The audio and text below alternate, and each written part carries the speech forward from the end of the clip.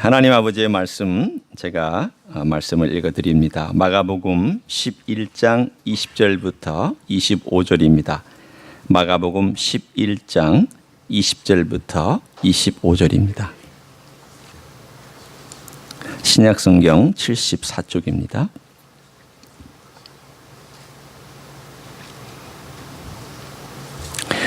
제가 읽어드립니다. 그들이 아침에 지나갈 때에 무화과 나무가 뿌리채 마른 것을 보고 베드로가 생각이 나서 여짜오되 랍비여 보소서 저주하신 무화과 나무가 말랐나이다.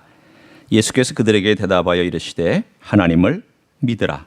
내가 진실로 너희에게 이르노니 누구든지 이 산더러 들려 바다에 던지라 하며 그 말하는 것이 이루어질 줄 믿고 마음에 의심하지 아니하면 그대로 되리라. 그러므로 내가 너에게 말하노니 무엇이든지 기도하고 구하는 것은 받은 줄로 믿으라. 그리하면 너에게 그대로 되리라. 서서 기도할 때에 아무에게나 혐오가 있거든 용서하라. 그리하여야 하늘에 계신 너희 아버지께서도 너희 허물을 사하여 주시리라 하시니라. 아멘. 오늘 말씀을 전해주실 임채남 선교사님을 잠깐 소개해드리면 달라스 신학교에서 저 같이 공부했던 친구고 또 친하게 지냈던 동료이기도 합니다. 저는 그때 이제 LA에서 대학을 마치고 달라스를 갔고 우리 저 친구는 뉴욕에서 대학을 마치고 달라스를 와서 중간에서 만났습니다.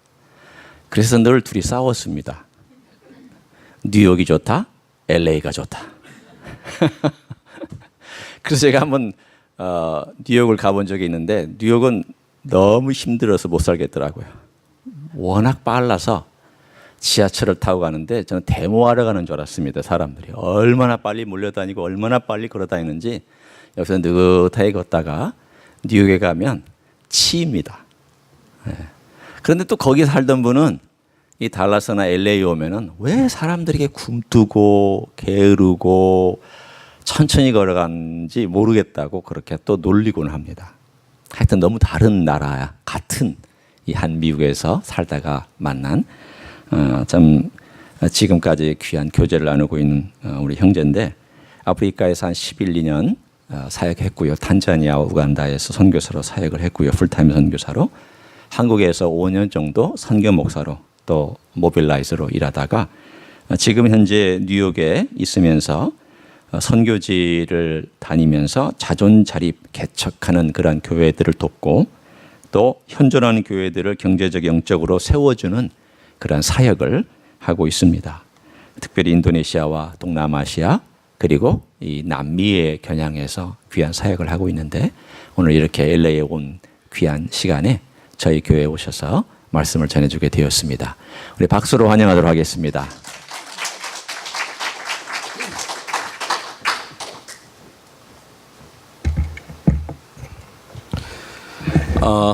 제가 그렇게 LA를 오길 좋아하지 않습니다. 날씨도 그렇고 저주도 많아요. 뭐죠? 불도 나죠. 그 다음에 지진도 나죠. 그 다음에 또 산사태도 무너지죠. 사람이 살 곳이 아닌데 어떻게 사실인지 참 궁금합니다. 그러나 제가 뉴욕에 살던 서부에 살던 제가 여기 오면 저도 차를 렌트를 합니다. 그 렌트카를 타고 다닐 때 제가 동쪽에 있어서 아무리 운전을 잘하고 무사고 경력이고 해도 서부에 왔다고 해서 제 마음대로 운전하면은 어떻게 됩니까? 사고 납니다. 우리가 어딜 가나 지켜야 될 기본 원칙이 있습니다. 프린시플. 그것을 지키지 않을 때는 나도 감당할 수 없는 일들이 일어나는 겁니다. 제가 한국에 있을 때 미국에서 제가 73년도에 이민 왔습니다. 그래서 미국에 살다가 아프리카에서 한 12년 살았죠. 탄자니아, 우간다, 또 감비아에서도 제가 이재한 목사님이랑 한 2년 같이 있었습니다. 근데 한국을 갔는데 신호등에 서 있는데 빨간불에 밤에 뒤에서 크락션을 막 꽁꽁꽁 누르는 거예요. 왜 그런가? 아무것도 내가 잘못한 것도 없고 빨간불에 서 있는데. 그래서 저 이제 집사람이 저분 왜 이래? 나도 몰라. 뭐 한잔 했나 보지. 그러고 가만히 있는데 이분이 싹 지나가면서 유리창을 내려놓고 제가 그 한국 가가지고 듣지 못한 그 교회에서 듣지 못한 말들 있잖아요. 그런 말을 싹 하시고 인상을 팍 쓰면서 빨간불 지나가더라고요. 그래가지고 이제 교회에 와서 어떤 부목사님들하고 이야기하면서 나 참 어제 별일 다 봤다. 그래서 이렇게 있는데 빨간불에서 안 가니까 그냥 막 욕을 하고 막 하더라. 했더니 아 목사님 여기는요 빨간불에도 지나가요. 그 빨간불에도 지나가? 아니 아무리 못 사는 아프리카도 빨간불이면 스탑인데 왜 가냐? 근데 그 다음에도 한 달 후인가 빨간불에서 또 어떤 분이 또 뒤에서 막 누르는 거예요. 또 저도 고집이 있죠. 안 갔죠. 그랬는데 바로 클락션을 누르고 한 2, 3초 후에 차가 지나가는 거예요. 제가 갔으면 그 차를 어떻게 했습니까? 영국을 가면요. 아무리 운전을 잘하시고 무사고 경력이고 3, 40년 운전하셨어도 거기 가서 오른쪽으로 가시면 어떻게 되는지 아세요? 영국은 어느 쪽에서 운전하죠? 왼쪽이에요. 거기 가서 아무리 내가 운전을 잘하더라도 그 법을 지키지 않으면 사고가 납니다. 그래서 오늘 여러분과 나누고 싶은 것은 여러분의 삶 속에서 기도했을 때 응답받지 못하신 분 있으면 한번 손 들어보세요. 여기는 기도할 때마다 다 응답받으신 분들인가요? 저도 기도 응답 못 받는 게 많거든요. 우리 김수영 목사님이 원래 뭐 박사기니까 뭐 다 하면 응답 받으시나 보네. 그건 아멘이 아니라 뭐가 좀 수상합니다. 제가 이번 여름에 필리핀을 갔습니다. 근데 필리핀에 갔는데 거기 어느 종족을 제가 방문했는데 버콜롯이라는 종족이 있어요. 버콜롯. 근데 이분들이 누구냐?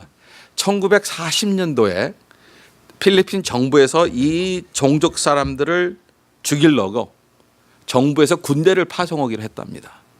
이분들이 어디에 사냐면 마닐라에서 북쪽으로 한 5시간 반 정도 6시간 사는 그 지금은 이제 고속도로가 있으니까요. 산 속에서 사는 분들인데 이 종족의 특징이 뭐냐면 사람 목을 자르는 거예요. 목을. 그래서 목을 자르는데 애가 어른이 되려면 목을 잘라와야 돼요. 그리고 목을 잘라서 그 사람을 먹냐? 그것도 아니에요.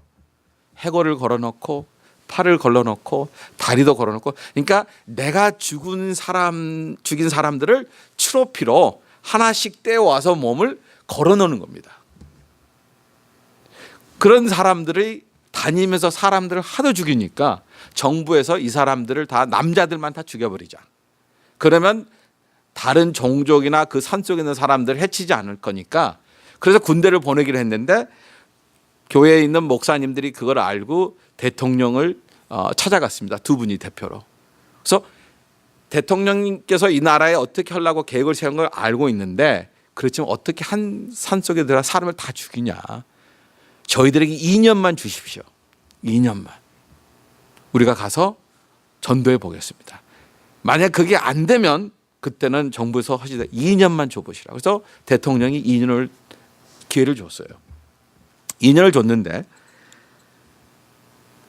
와서 이제 사람을 보내야 되잖아요. 갈 사람 후원자로 나오라니까 아무도 안 나오는 거예요. 왜? 가면 자기가 죽을까 봐.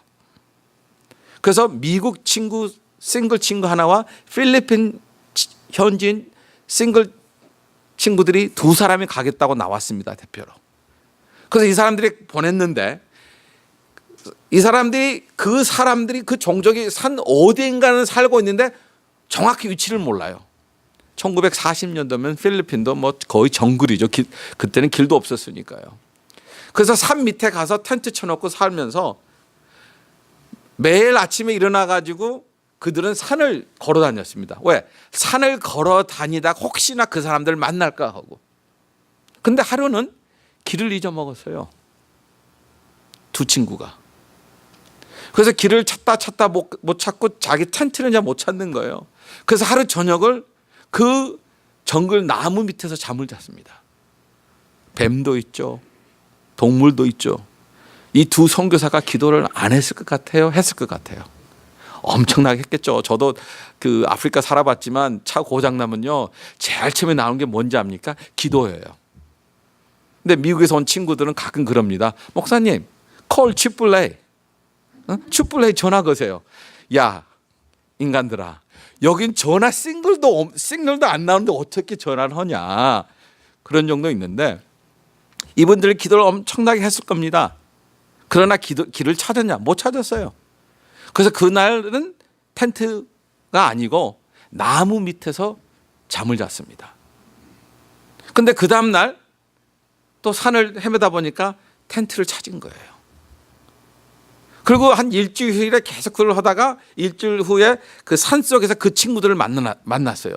부클랏 종족이라는 사람들을. 그래서 그 사람들과 이야기를 하면서 그들이 그 마을로 초청을 받아서 거기에 거주하면서 복음을 전하기 시작했습니다. 근데 한 달 후에 한 몇 명의 남자들이 이 두 분 선교사한테 찾아온 거예요. 그래서 질문이 하나 있다. 무슨 질문이냐 했더니, 너희들 저번에 우리 마을에 오기 전에 산 밑에서 텐트 치고 막 살았는데 하루는 너희들 어디 갔는데 어디 갔니? 그러니까 이분들이 너무 창피한 거예요. 왜? 이 산속에 사는 사람들은 어린애들도 길을 안 잊어먹어요. 근데 이 친구들은 마닐라 도시에서 왔잖아요. 그래서 하도 창피해가지고 고개를 숙이면서 얼굴은 빨개지면서 길을 잊어먹었다. 그런데 이제 미국 선교사 친구가 좀 이상해서, 근데 왜 물어보냐? 어떻게 우리가 텐트에서 앉은 걸 알고 있니? 그랬더니, 우리가 너희들 지켜봤는데 너희들이 텐트 안 온 날 너희들 죽이려고 우리가 텐트를 낮에 둘러쌌다. 그리고 밤이 돼서 불만 꺼지면 죽이려고 했는데 안 오더라. 매일같이 오던 친구들이 안 와가지고 도대체 이 사람들이 어디를 갔나, 다시 도시로 갔나 했는데 다 철수고 나니까 또 보니까 그 다음날 또 사람들이 와 있더래요. 그러면서 거기에서 그 문이 열리면서 복음이 전파되기 시작한 겁니다. 어쩔 때는 저희가 아무리 기도를 해도 하나님이 안 들어주실 때가 있어요. 왜? 하나님의 영광을 나타내기 위해서. 구약에 보면 다윗이 성전을 짓겠다고 했지 않습니까? 그런데 그 다음날 답이 온 게 뭐라고 그랬어요? 너는 성전을 안 지을 거다. 성전을 지는 게 하나님을 위한 것이 다윗을 위한 것이 아니었습니다. 그러나 우리가 우리 삶 속에 응답받지 못한 것들은 다는 아니지만 어떠한 기도 제목들은 하나님의 영광을 나타내기 위해서 하나님이 기도를 응답 안 해주실 때가 있습니다. 저도 21살 때부터 결혼하기 싶었거든요. 저는 기독교 집안에 태어난 게 아니고 20살 때 주님 영접 보고 21살 때 저는 결혼해서 애를 한 12명 낳고 싶었어요. 왜? 농구팀도 만들고 축구팀도 만들고 배구팀도 만들고 야구팀도 만들고, 저는 애들 참 좋아해요. 많이 낳아서 보내려고 그랬는데 하나님이 기도를 안 들어주시는 거예요. 우리 김 목사가 아니면 제 친구들 중에 제가 제일 늦게 결혼했습니다. 36세. 왜 안 들어주셨냐? 21살부터 36살 동안 하나님께서 당신 일을 하라고 세계 각국 방방곡곡으로 보내주시는 거예요. 제가 결혼했다면 안 했죠. 안 갔죠. 왜 쓸데없이 저런 데를 막 다닙니까? 그러나 하나님의 우리의 기도를 안 달아주실 때는 내가 죄를 진 게 아니고 혹시 내가 죄 졌나, 혹시 내가 잘못했나, 그게 아니라 하나님의 영광을 나타내기 위하여 안 들어주실 때가 있습니다. 두 번째는 제자들이 예수님과 아침에 걸어가는데 베드로가 무화과 나무를 봤을 때 뿌리째 마른 것을 보고 예수님께 말했습니다. 무화나무가 말랐습니다 했습니다. 그 전에 예수님께서 그 무화과 나무에서 열매를 따시려다가 아무것도 없는 걸 보고 저주하셨잖아요. 컬스였잖아요. 근데 하나님의 말씀은 어느 정도로 역사하냐면 무화과 나무가 그냥 마른 게 아니라 뿌리까지 말랐다고 했습니다. 뿌리까지. 그러면서 예수님께서 그 베드로의 말을 들으시고 첫 응답이 뭐였냐면 하나님을 믿으라. 하나님의 말씀을 믿어라. 저희 삶 속에서 우리가 얼마나 많이 기도합니까? 그러나 우리가 기도한 다음에 정말 믿습니까? 하나님이 응답해 주신다는 것. 우리가 기도한 다음에 설마 의심이 많지 않습니까? 또 왜 안 해주실까? 누가 나를 도와줄 사람이 없을까? 우리가 문제 생겼을 때 저도 그렇지만 제일 먼저 찾는 게 뭔지 아십니까? 주님이 아니에요. 전화 찾아서 저희들이 손이 아플 정도로 막 누릅니다. 혹시나 내 친구나 내 형제나 내 부모나 내 상황을 듣고 도와줄 수 있을까? 풀어줄 수 있을까? 그래가 정 안 되면 기도합니다. 기도할 때도 하나님의 말씀을 믿으면서 하나님을 내가 기도할 때 들어주시는 그 확신이 없을 때가 얼마나 많습니까? 그래서 허진 말씀 그러지 않습니까? 내가 진실로 너에게 이르노니 누구든지 산더러 들리어 바다로 던지라 하여 그 말하는 것이 이루어질 믿고 마음에 의심하지 아니하면 그대로 되니라. 의심이라는 게 참 저희의 기도를 막는 겁니다. 저도 아프리카 살 때는 보니까 주님밖에 의지할 사람이 없어요. 주님밖에. 그래서 기도하면 아프리카에서는 별로 의심한 적이 없어요. 왜? 아무리 누구 믿고 의지할 사람이 없으니까. 근데 기도 응답은 하나님이 정말 잘해 주시더라고요. 근데 미국에 오니까 기도 응답이 안 돼요. 왜? 내가 의지할 게 많기 때문에 하나님이 뭐 내 힘, 내가 내 능력, 내 힘으로 한번 해결해 보지. 뭐 어떻게 여기 그런 걸 들어주실까? 의심하기 때문에 기도 응답을 제가 받지 못한 적이 참 많습니다. 성도님들은 어떻습니까? 정말 하나님의 말씀을 믿으며 그 말씀대로 붙잡고 이루어질 수 있다고 하는 확신을 가지시면서 기도하시는지요? 곧 뭐 이번 달에 뭐 보니까 11월 달에 예수잔치 초청잔치가 있더라고요. 열몇 분이 오신다는데 여러분이 다음 주부터 이제 뭐 금식기도 한 끼에서 세 끼 하시는데 그 기도를 하시면서 정말 그 사람들이 여기 왔을 때 그날 성령님께 이제 역사하여 그분들이 주님을 만날 것이다는 확신이 가지고 기도하실 겁니까? 아니면 알아서 만나겠지. 뭐 주님 뜻대로 되겠지. 주님 뜻대로 되겠지. 그것은요 교만의 기도입니다. 교만의. 뭐라고 하셨습니까? 주님은 이를 너희든지 그러므로 내가 너에게 말은 무엇이든지 기도하고 구하는 24절에 그러므로 내가 너에게 말하노니 무엇이든지 기도하고 구하는 것은 받을 줄로 믿으라 하셨습니다. 받을 줄로. 여기서 주님 뜻대로 해주고 제가 받을 것입니다가 아니었습니다. 구하라 했습니다. 구하라. 구체적으로 구하라.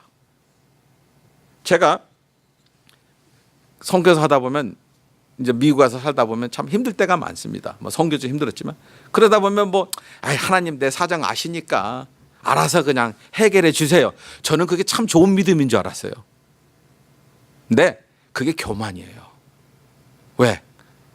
내가 구해야죠. 구체적으로 구해야죠. 하나님은 그걸 원하십니다. 다 아시고 우리가 필요한 것도 아시지만 여기서 24절의 말씀 뭐라고 했습니까? 구하는 것을 구하시길 원합니다. 그래서 저희 집에 가면 칠판이 하나 있습니다. 그래서 저번 달부터 저희 집에서 구체적으로 기도 제목을 써놓고 기도합니다.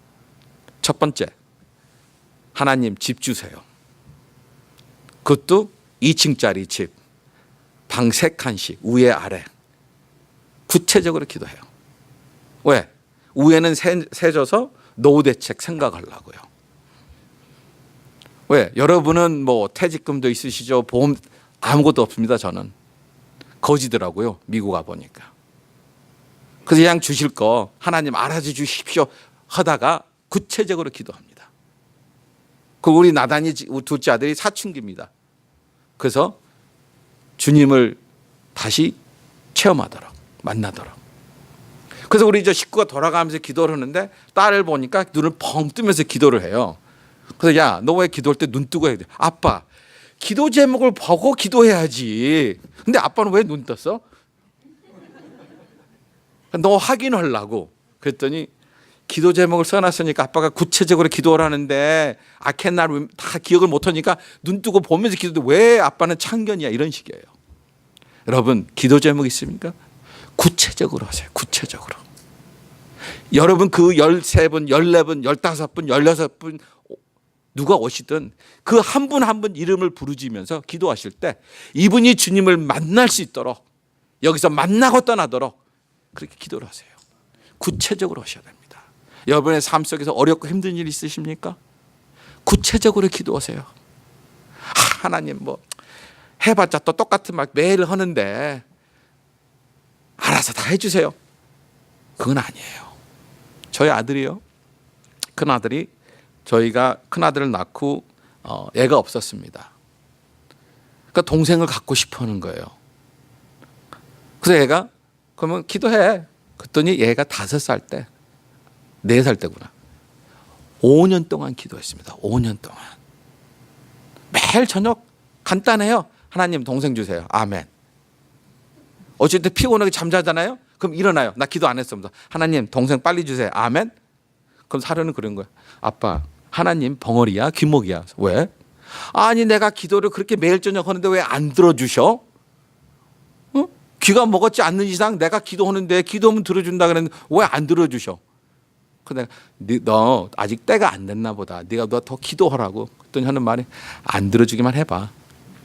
그러면서 기도하는데 5년 후에 그러니까 7년 됐죠. 둘째를 낳은 거예요. 근데 둘째 낳았더니 하는 말이 내가 여동생 달랐는데 왜 남동생 줬어? 그럼 하나님이 바보도 아니고 왜 내가 구체적으로 여동생 먼저 주고 남동생 달랐는데 왜 남동생을 줬냐고. 아프리카에서 낳는데 따지는 거예요. 병원은 가야 되는데. 그래서 제가 그랬죠. 하나님이 네가 남동생이 필요한 줄 알고 먼저 주신 거다. 그때 딱 하는 말. 다음에 여동생 안 주기만 해봐. 근데 2년 후에 또 여동생을 낳았어요. 구체적으로. 왜? 어릴 때는 그게 더 쉬운 것 같아요. 우리가 나이가 들면서 좀 지식 있고 뭐가 알고 세상을 안다 하면은 구체적으로 하는 걸 좀 더 꺼려하는 것 같아요. 그러나 기도하실 때는 정말 어린아이 같은 마음을 가지시고 구체적으로 기도하세요. 구체적으로. 흔들리지 않는 믿음을 가지고 구체적으로 기도하시기 바랍니다.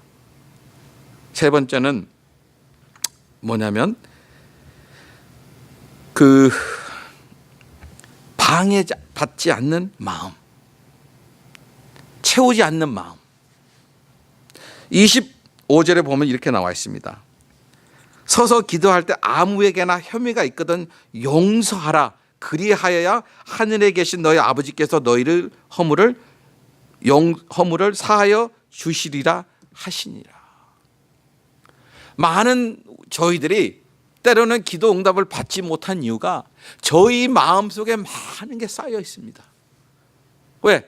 내가 옛날 누구한테 당했던 일, 어떤 친구가 나한테 사기쳤던 일, 거짓말했던 이걸 저희 가슴 속에 쌓아놓고 이게 내려가지가 않아요. 내려가지가. 이걸 비워야지 하나님의 축복이 오는데 뭐라고 하셨습니까? 용서해라 했습니다. 용서라는 말은 뭔지 아십니까? Forgive. Forgive라는 그 뜻은 내가 다른 사람한테 받을 게 있는데 그것을 포기할 때 그게 용서하는 겁니다. 저분이 나한테 또 시험 드시면 안 되니까 우리 친구니까 우리 김 목사 나한테 잘못했어요.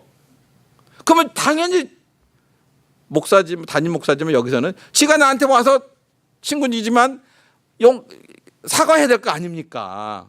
잘못했기 때문에 나는 사과를 받을 수 있는 당연히 받아야 됩니다. 그러나 그 당연이라는 것을 내가 포기했을 때 그게 바로 용서라는 겁니다.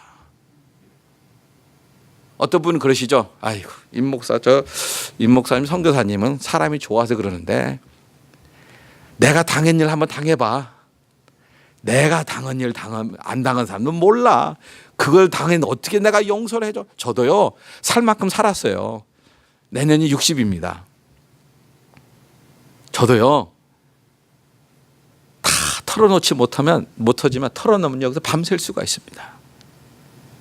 오해도 받아보고요, 강간했다는 거짓 고발도 당해보고요. 아프리카에서 어느 선교사님이 자매를 하나 소개해 줬어요.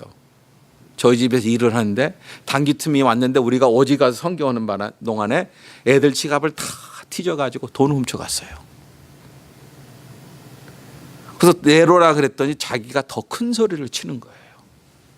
왜 가져가지 않는 나한테 그러냐. 네가 가져간 게 아니냐. 그러면서 하는 말이, 만약에 네가 나를 경찰에 데려가면 나는 너를 고발하겠다. 뭘 고발하냐 했더니 나를 강간했다고. 근데요, 그 소개해준 선교사님이 저한테 와가지고 하는 말이 뭐냐. 그냥 잊어라. 경찰에 가면 시내 다니다가 어디서 칼을 맞을지 모른다. 그 내가 선교사님한테 그랬어요. 선교사님, 저는 지금 와서 나를 위로해 줄 줄 왔는데 협박하십니까?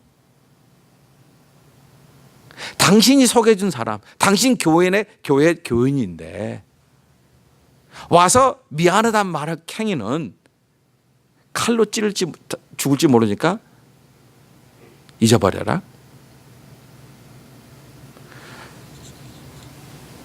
저희가 생각할 때 그럽니다. 내가 당한 아픔, 내가 당한 일들이 다른 사람들은 상상도 못 할 거야 하고 계시지만 옆에 있는 분들이 더 슬픈, 더 아픔을 당한 이들이 많이 있습니다. 그러나 우리가 그것을 가슴속에 쌓아놓기 때문에 쌓아놓을 때는 어떻게 됩니까?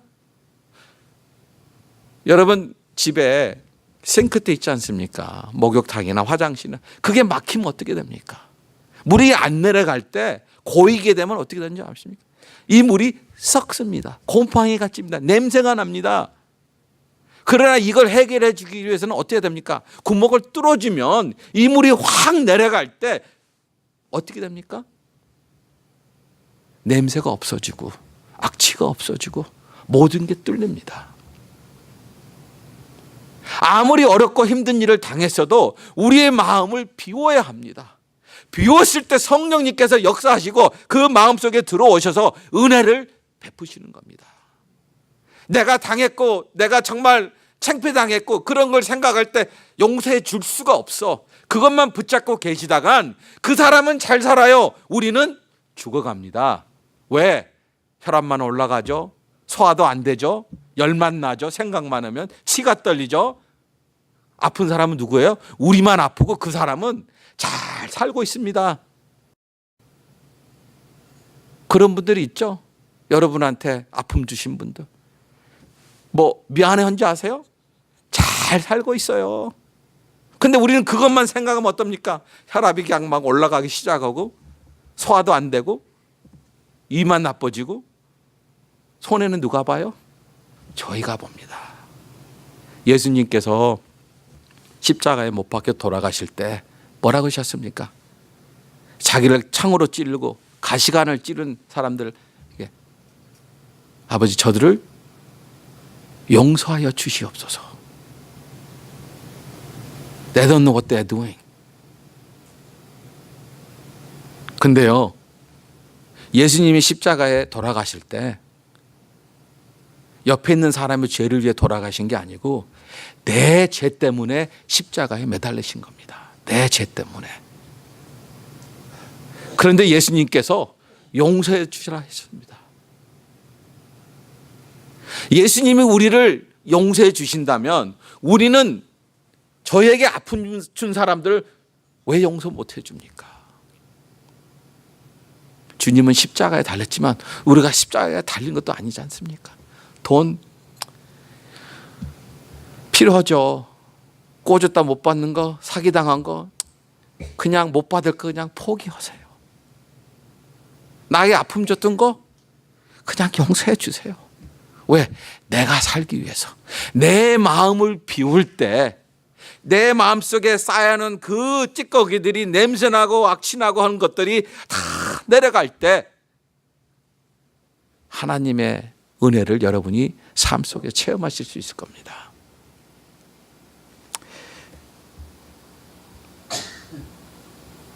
이 부글롭 사람들이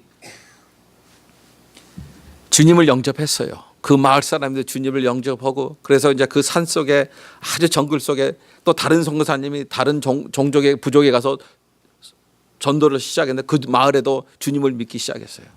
교회가 세워졌습니다. 그런데 문제는 뭐냐? 서로들이 앙숙이에요. 왜?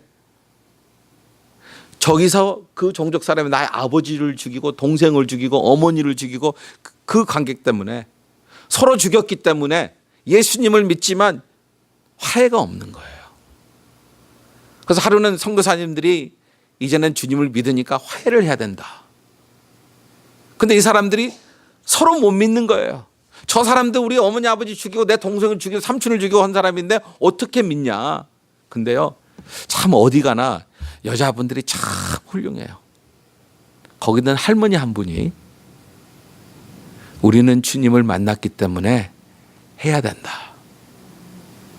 그래서 이 두 종족 사람들이 서로 마을을 가기 싫어하는 거예요. 이 마을에 와서 하자면 안 된다. 왜? 우리 거기 가면 다 죽을지도 모른다. 또 여기서 이렇게 가자 하니까 이쪽 사람도 안 간다. 왜? 가면 또 죽일지도 모른다. 그래서 선교사님들이 아이들 내는 게 호화 벌판에서 그러면 만나자. 중간 지역에서. 그래서 만났습니다. 이쪽 종족은 다 줄 서 있고 이쪽 종족 이쪽이 줄 다 서 있고 다 화살과 창과 칼을 메고 온 거예요. 왜? 혹시나. 그런데 이 두 사람들이 움직이지 않는 거예요. 두 그룹이. 왜? 서로 못 믿으니까. 그런데 하나님께서 역사하시니까요. 기적이 일어나는 거예요. 저쪽에서 한 사람, 한 남자, 이쪽에서 한 남자가 슬슬 가운데로 걸어오기 시작했답니다. 걸어오면서 창을 넣고 활을 넣고 가지고 있던 무기들을 다 내려놓고 서로 다 얼굴이 마주칠 때 자기들이 차고 있던 칼까지도 풀어놓고 딱 서로 얼굴을 봤을 때 이제는 우리가 이러면 안 된다. 우린 주 안에서 형제다. 그래야요 그 화해가 이루어진 거예요. 비울 때 하나님의 은혜를 체험하는데 이 사람들은 어떻게 하나님의 은혜를 체험했냐면 그 종족 모든 사람들이 거의 90% 이상이 주님을 영접했습니다. 교회가 세워졌습니다. 그 교회에서 다른 종족의 저 먼 필리핀 차로 한 하루 정도 가는데 교회가 없고 주님의 말씀이 선포하는 사람이 없다 해서 이 교회에서 15명의 선교사를 파송한 거예요. 15명. 그래서 거기서 지금 사역하고 있습니다. 그들은 5년만 거기 가서 사역하려고 합니다. 5년만. 5년 사역하고 자기네는 또 다른 데로 간다. 그래서 선교사님한테 물어봤대요. 우리 다음에 어디로 갑니까? 했더니 선교사님이 거기서 제가 30년 동안 이런 미국 선교사님을 만났어요. 그래서 그분을 따라 그 종족에 같이 갔었는데 그분이 하는 말이 그래요. 너희들이 기도하면서 결정해라. 하나님이 알려주실 거다.